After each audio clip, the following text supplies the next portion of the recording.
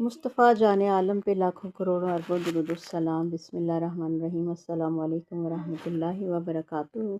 اللہ تعالیٰ ہم سب کے دلوں کو قرآن کی سچائی پر قائم رکھے اور ہمیں خالص دین پر چلنے کی توفیق عطا فرمائے، آمین یا رب العالمین۔ آئیے آج ہم سورہ بقرہ آیت نمبر 139 ترجمہ۔ کہہ دیجئے کیا تم ہم سے اللہ کے بارے میں جھگڑتے ہو؟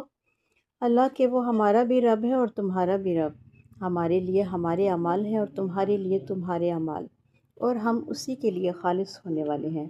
تفسیر۔ یہ آیت ہمیں سکھاتی ہے کہ دین جھگڑے کا موضوع نہیں، اخلاص کا راستہ ہے۔ اللہ ایک ہے، رب سب کا ہے، لیکن قبولیت صرف اخلاص سے ملتی ہے۔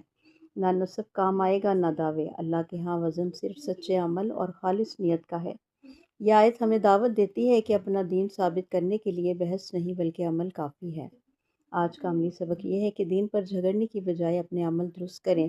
ہر عبادت میں نیت کو خالص رکھو، لوگوں کی باتوں سے نہیں، اللہ کی رضا سے جئیں۔ دین کا حسن خاموشی عمل میں ہے اور شور میں نہیں۔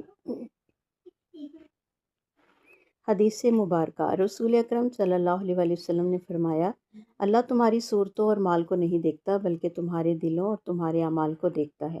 یہی آیت کا خلاصہ ہے، اخلاص اور عمل۔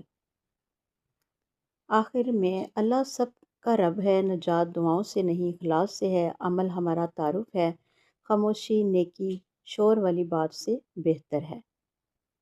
اللہ تعالیٰ ہمیں عمل کی توفیق عطا فرمائے اور ہم پہ اپنی خاص فضل و کرم فرمائے اور ہم سب کا خاتمہ ایمان پر فرمائے اور قرآن سے اسی طرح جڑے رہنے کی توفیق عطا فرمائے، آمین یا رب العالمین۔